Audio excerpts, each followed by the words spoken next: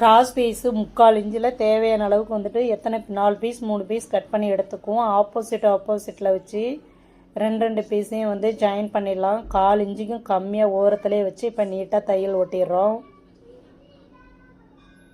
தையல் ஓட்டிட்டு இன்னொரு பீஸை எடுத்து திருப்பி வச்சிடலாம். திருப்பி வச்சு இன்னொரு பீஸையும் வந்து ஆப்போசிட்டில் வந்து வி மடலில் வச்சுட்டு கிராஸாகவே அடிப்போம். கிராஸ் தைக்கும்பொழுது கொஞ்சம் நேராகவே தைக்கலாம்.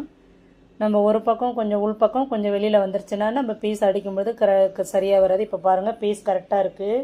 இப்போ ரெண்டையும் வந்து கொஞ்சமாக வெளியில் ஒதுக்கி விட்டு சமமாக வச்சு நீட்டாக அந்த ஓரத்துலேயே வந்து தையல் ஓட்டிடுவோம். தையல் ஓட்டும்போது வந்து பீஸை வந்து கொஞ்சம் ரொம்பவும் இழுக்கக்கூடாது, லைட்டாக இழுத்த மாதிரி தான் தைக்கணும் டைட்டாக. அப்போ தான் நம்ம வந்து ப்ளவுஸில் தைக்கும் பொழுது ப்ளவுஸ் வந்து லூஸாக இல்லாமல் கொஞ்சம் டைட்டாக இழுத்து கொடுக்கும் ப்ளவுஸு. கொஞ்சம் தையலுக்காக 1/4 இன்ச்சு மட்டும் 1/4 இன்ச்சை விட கம்மியாக வெளியில் லேசாக இடம் விட்டுட்டு நீட்டாக எல்லா பீஸையும் வந்துட்டு கை விரலால் அமர்த்தி விட்டு நீட்டாக இழுத்து தைச்சிருவோம்.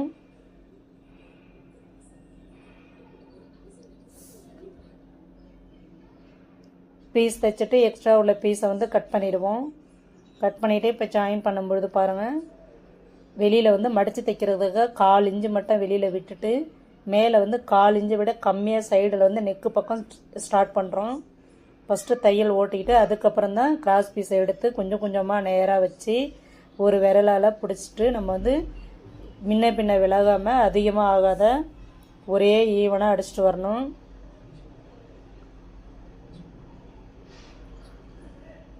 ஒரே ஈவனாக அடிச்சிட்டு வந்துட்டு ஷோல்டர் பக்கம் ஜாயின் பண்ண பீஸு பேக் சைடு தள்ளி விட்டுருவோம். ஒரு பக்கமாக இருக்கட்டும், முன் பக்கம் வேண்டாம், பின் சைடாக தள்ளி விட்டுடலாம்.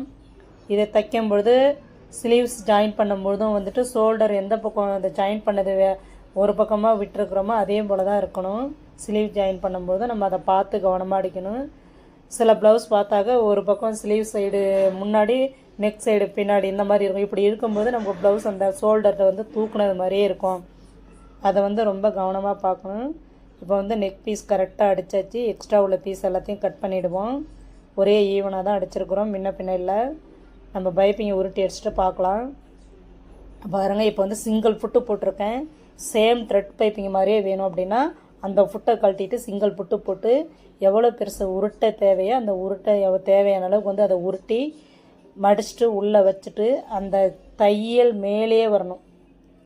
அதுக்கு தான் சிங்கிள் புட்டு போட்டிருக்கோம். இந்த சைடு வந்து அமர்த்தி கொடுக்கும், பைப்பிங் சைடு வந்து கொஞ்சம் உருட்டி தூக்கி கொடுக்கும். அதுக்கு தான் இந்த மாதிரி போட்டிருக்குறோம். இப்போ அந்த கரைப்பகுதியிலே ஓரமாக அந்த தையல் இருக்குது பாருங்கள், அந்த தையல் மேலேயே வந்து தையல் நீட்டாக ஓட்டிடுறோம். நம்ம தைச்சிட்டு பார்க்கும்பொழுது ரொம்பவும் த்ரெட் பைப்பிங் மாதிரி அவ்வளோ ஒரு அழகாக இருக்கும். அந்த ஓரம் கொஞ்சம் கவனம் தேவை. லெஃப்ட் சைடில் இந்த ப்ளவுஸை நெக் சைடு வந்துட்டு இழுத்து கொஞ்சம் லைட்டாக அப்படி இழுத்து கையால் நீவி இழுத்து விடலாம். ரைட் சைடு கையால் வந்து பைப்பிங்கை வந்துட்டு உள்ளே மடிச்சுட்டு உருட்டி விடலாம். நம்ம இந்த பக்கம் இழுக்கும் பொழுதே வந்து பார்த்திங்கன்னா அங்கே பைப்பிங் அழகாக உருட்டிக்கும். நம்ம இந்த தையலோடைய கிளாத்து பைப்பிங் பக்கம் தான் வரணும். உள் பக்கமாக விரலை வச்சு அந்த துணியை வந்து இந்த பக்கம் நகர்த்தி விட்டுருவோம்.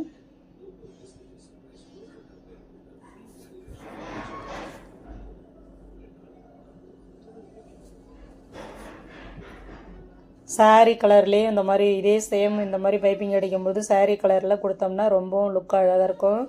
நம்ம த்ரெட் பைப்பிங் மாதிரி இருக்கும். தைக்கும்பொழுது மட்டும் கொஞ்சம் நிதானமாக தைச்சோம்னா பார்க்குறதுக்கே லுக்காக தாங்க இருக்கும். த்ரெட் பைப்பிங் எனக்கு தைக்க வரலையே அப்படின்றதெல்லாம் நாமளாக சொல்லிக்கிறது தான். பாருங்கள், பீஸ்லேயே தான் நான் கொடுக்குறேன். தைச்சி முடிச்சுட்டு நம்மளுடைய பைப்பிங் எவ்வளோ அழகாக இருக்குதுன்னு பார்க்கலாம்.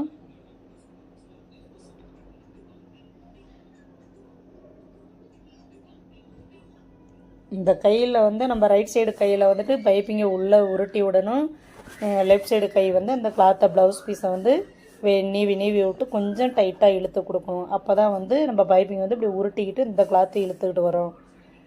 அப்போ பிடிக்கும்போது நம்ம டைட்டாக பிடிச்சிக்கணும்.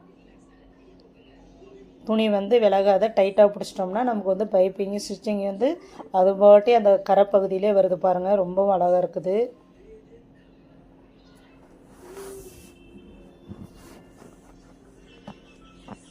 நம்ம எம்மிங் பண்ணோன்னா எம்மிங் வந்து எப்போவுமே வந்து ஏதோ ஒரு வாஷ் பண்ணும்போது காய வைக்கும்போது கூட கட் ஆகிடும். இந்த மாதிரி பைப்பிங் போட்டோம்னா பைப்பிங் பார்க்குறதுக்கும் லுக்காக இருக்கும். பைப்பிங்கும் வந்துட்டு எதுவுமே மிஸ்டேக் ஆகாது, கட் ஆகாது த்ரெட்டு. அடுத்தது நெக்கு வந்து நமக்கு வந்து பர்ஃபெக்டாக உட்காரும். நீங்களும் இது மாதிரியே ட்ரை பண்ணி பாருங்கள். பிடிச்சிருந்தா லைக் பண்ணுங்கள், ஷேர் பண்ணுங்கள், கமெண்ட் பண்ணுங்கள்.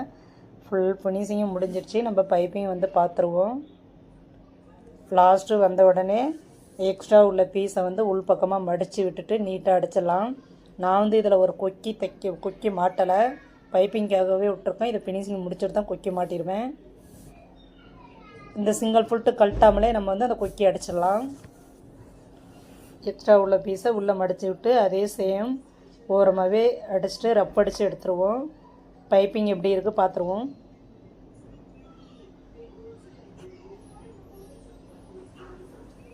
சூப்பராக இருக்குது.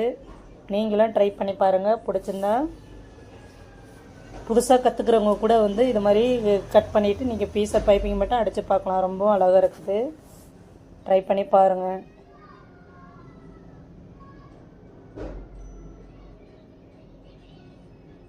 சூப்பர்.